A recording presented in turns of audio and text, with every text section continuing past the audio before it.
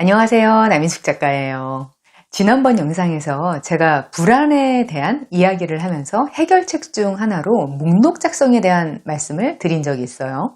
그랬더니 목록 작성에 대한 내용을 더 궁금해하는 분들이 계셔서 오늘은 그 이야기를 정리해 드리려고 해요. 저는 이걸 부르기 편하게 그냥 목록 치유법이라고 할게요.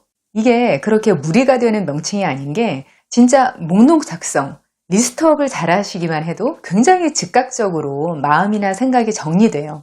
그러면서 스트레스가 확 풀리는 효과가 있습니다. 목록 치유법의 기본 방법은 간단해요. 주제를 잡고 그거에 관련된 세부 내용들을 이렇게 그냥 쓰는 거거든요.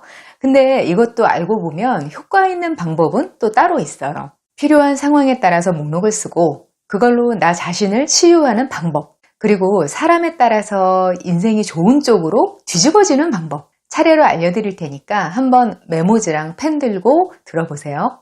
첫 번째, 할 일이 많아서 생각이 복잡할 때.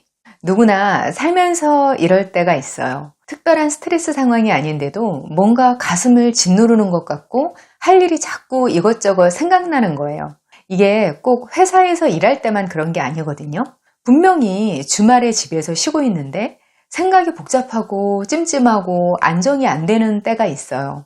점심 먹고 설거지 쌓여있는 거 보면서 저거 해야 되는데, 귀찮은데 이따 하자. 화장실 문고리 망가졌네. 이거 나중에 큰일 날 수도 있겠는데? 이러고 화장실 쓰고 나면 바로 잊어버리고, 주말이지만 월요일 아침까지 이메일 하나 보내놔야 되는데, 이러면서 또 미루다가 다른 일 하고, 이런 식으로 할 일이 생각났다 잊어버리고 계속 쌓이고 하면 이게 적지 않게 스트레스가 돼요.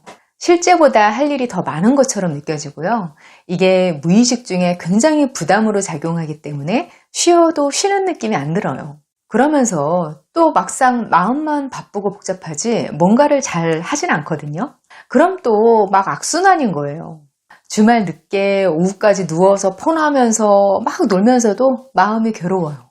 평소보다 좀 바쁜 시기에 특히 이런 상태가 되기 쉬운데요. 이럴 때 목록 작성을 하면 굉장히 큰 도움이 됩니다. 내가 이런 상태다, 이런 생각이 드시면요. 즐긴다는 마음으로 오늘 할 일 목록 이걸 적으세요. 저는 볼펜으로 종이에 적는 느낌하고 또 미션 완료했을 때 이렇게 찍 그어서 지우는 느낌이 좋아서 목록 적는 메모지, 어떤 때는 수첩, 이런 게 따로 있거든요. 이왕이면 예쁜 거, 마음에 드는 걸로 사죠. 자잘하게 할 일이 많은 날은 거기에 꼭 할 일 리스트를 적어요. 이럴 때 항목은 최소 단위로 분류해서 적으셔야 돼요.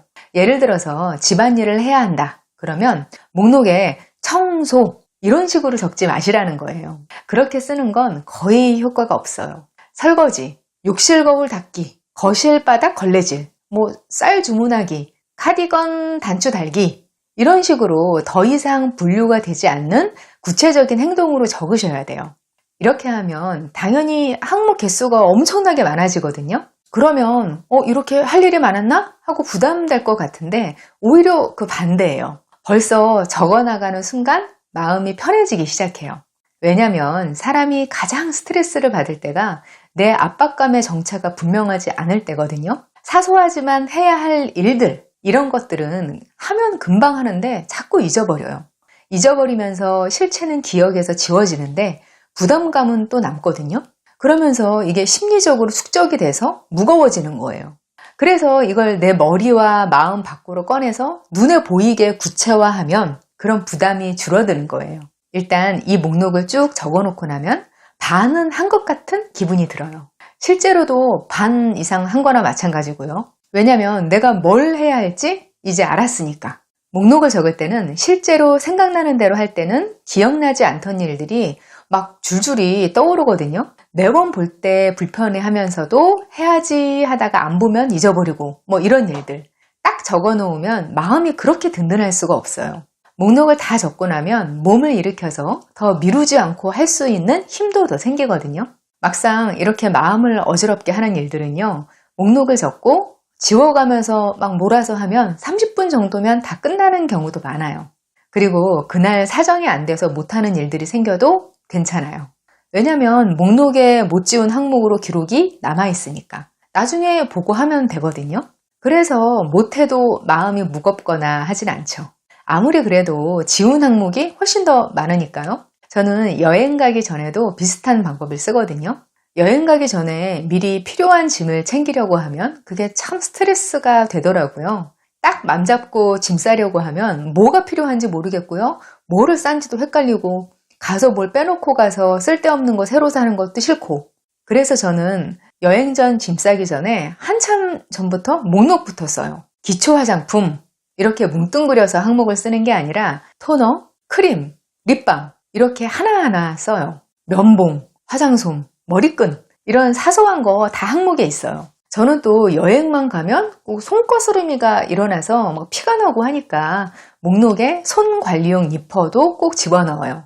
이러니까 스마트폰에 아예 고정적으로 여행 리스트가 있어요. 국내 여행용, 해외 여행용. 제목도 이렇게 분리해서 두고요. 장기로 해외여행 갈 때는 리스트에 150개 정도 항목이 담기더라고요. 그래도 각 여행마다 필요한 게 다른 부분이 있으니까 기본 리스트에서 넣고 빼고 이렇게 하는 거죠. 이렇게 한 다음부터 여행 전에 괜히 좋으면서도 예민하고 생각 복잡하고 이런 게 많이 사라지더라고요. 두 번째, 힘든 상황에서 마음이 괴로울 때. 이건요, 어떤 인생 사건이 생기거나 마음에 상처받는 일이 생겼을 때, 우울하거나 화나거나 무기력할 때, 그럴 때 쓰는 리스트 작성법이에요. 이런 상황에서 무슨 목록을 적냐 의아하실 수 있을 텐데요. 그렇지 않아요. 이럴 때야말로 목록이 필요한 때라고 할 수 있어요.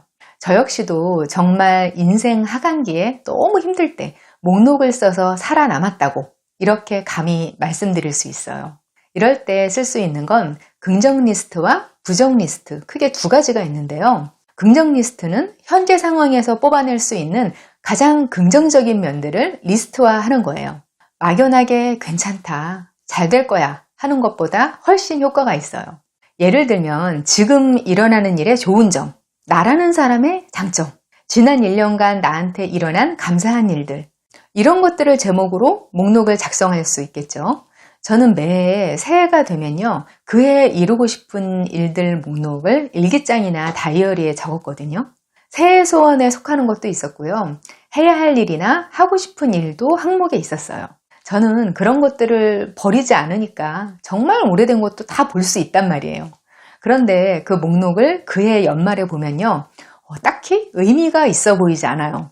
적어놓은 일들이 진행 중인 것도 있고 이루어지지 않은 것도 있고 이게 이루어진 건지 아닌지 애매한 것도 있어요. 근데 긴 시간이 지나서 나중에 그 목록을 보니까요. 다 이루어졌거나 이루어졌으면 안 됐겠다. 이 둘 중 하나더라고요. 목록에 무언가를 적는다는 건 존재를 정의하는 것과 같다. 철학자들이 이렇게 말하곤 하는데요. 저는 이런 의견에 동의하는 편이에요. 사람의 생각, 마음, 행동 같은 게요. 구체화된 언어하고 상호작용을 해요. 생각하는 대로 쓰기도 하지만 쓰는 대로 생각하기도 한다는 말이거든요. 목록화에서 내가 쓰고 정리한 내용이 내 마음과 행동을 움직인단 말이에요. 상황이 너무 힘들고 괴로울 때 내가 되고 싶은 방향으로 목록을 만들어서 나 자신한테 구체적인 면들을 보여주잖아요. 그러면 조금씩 자연스럽게 내 삶이 그쪽으로 움직여져요. 그리고 당장 내 마음도 훨씬 편안해지고요. 상황에 대해서 어느 정도 초연할 수 있게 돼요. 부정적인 리스트도 아까 말씀드렸는데요. 이건 상황이 정말 구체적으로 안 좋을 때 도움이 돼요. 긍정 리스트하고 꼭 같이 쓰시는 건데요. 이 상황이 정말 최악으로 흘렀을 때, 진짜 나쁘게 풀렸을 때, 최대한 어떤 일까지 벌어질 수 있나를 리스트로 적어보는 거예요. 근데 이 리스트는 그렇게 길게, 깊이 몰입해서 쓸 필요는 없어요. 아마 서너 가지 항목 정도면 더 이상 쓰지 않아도 될 거예요. 예를 들어서 회사에서 어떤 상사한테 찍힌 것 같아서 너무 스트레스를 받고 있어요. 이 상황에서 나올 수 있는 최악의 상황 리스트를 만들어 보는 거예요. 목록 적어보니까 퇴사한다, 재취업을 빨리 못해 백수가 된다 등등. 근데 그 일을 겪을 때는 너무 죽을 것 같이 심각한 일인데 막상 최악의 상황을 단어로 적어 놓으면 또 별거 아닌 것 같아 보일 때도 많단 말이에요. 최악의 상황엔 뭘 해야겠다는 정도의 생각만 해놔도 마음이 훨씬 편해져요. 원래 사람 마음을 제일 지옥으로 만드는 게 불확실성이거든요. 목록으로 항목화해 놓은 것들은 언어로 한정해 놓는 거니까 그 불확실성이 어느 정도는 해소되거든요. 불확실성이 좀 옅어지고 본 모습이 훤하게 드러나는 나쁜 상황은 훨씬 견딜만 해요. 세 번째, 선택의 고통을 줄이고 싶을 때. 살다 보면 A냐 B냐 어느 걸 선택하느냐에 따라서 인생이 바뀌는 그런 선택의 순간들이 있거든요. 이런 상황에 놓이면 막 피가 바짝바짝 마르죠. 이럴 때 목록을 작성하는 것도 진짜 도움이 많이 돼요. 이 선택지 각자에 대해서 장점과 단점을 쓰는 거예요. 이게 머리로는 다 정리가 됐다고 생각하는데 또 막상 현실에서는 이걸 실제 리스트로 작성하는 사람들은 또 드물어요. 장점, 단점을 목록화해서 적다 보면요. 사실 적는 동안에 정리가 돼서 선택이 끝나는 경우도 꽤 있어요. 이렇게 목록을 적는 게 꼭 둘 중 어떤 게 더 이익이냐 이렇게 계량화하기 위한 목적도 있지만 사실은 내 마음을 알기 위한 과정이기도 해요. 이렇게 둘 이상의 선택지 중에서 뭔가를 치열하게 고민한다는 건요. 둘 중 하나예요. 둘이 장단점이 비슷하거나 해보지 않으면 어느 게 나은지 절대 알 수 없거나 그러면 이럴 때는 어떻게 해야 선택을 잘한 게 되냐면요. 내 맘대로 선택을 해야 하는 거예요. 저도 살면서 인생의 몇몇 장면에서 그 시간으로 돌아가면 절대로 이런 선택을 다시 하지 않을 거야. 이런 게 몇 가지 있어요. 그런데 그 선택을 또 후회하진 않아요. 왜냐면 어쨌거나 제가 스스로 판단해서 한 선택이었거든요. 저는 주변에 제 대신 판단해주고 선택에 영향을 끼칠 인생의 선배가 없었어요. 저는 어떻게 생각하냐면 그때 난 그럴 수밖에 없었다. 이렇게 생각하거든요. 어쨌거나 제가 한 선택이니까 그걸 좋은 선택이 되게 하려고 그 후에 주체적으로 노력을 했고요. 실제로 그 나쁜 선택 덕분에 이런 좋은 결과가 나왔다. 이렇게 말할 만한 상황이 다 됐어요. 이게 뭐냐면 목록을 만드는 의미가 내가 책임지는 선택 과정이 되는 거란 말이에요. 이렇게까지 해서 선택을 했는데 잘 안 됐으면 그거 어쩌겠어요. 그냥 그렇게 될 일이었던 거죠. 앞으로 잘하면 되죠. 선택 때문에 고민되실 때도 목록을 잘 활용하시면 좋겠어요. 오늘은 목록 쓰기를 통해서 나 자신을 치유하고 삶을 정리하는 방법 알려드렸는데요. 저는 이건 꼭 실천해 보시면 좋겠어요.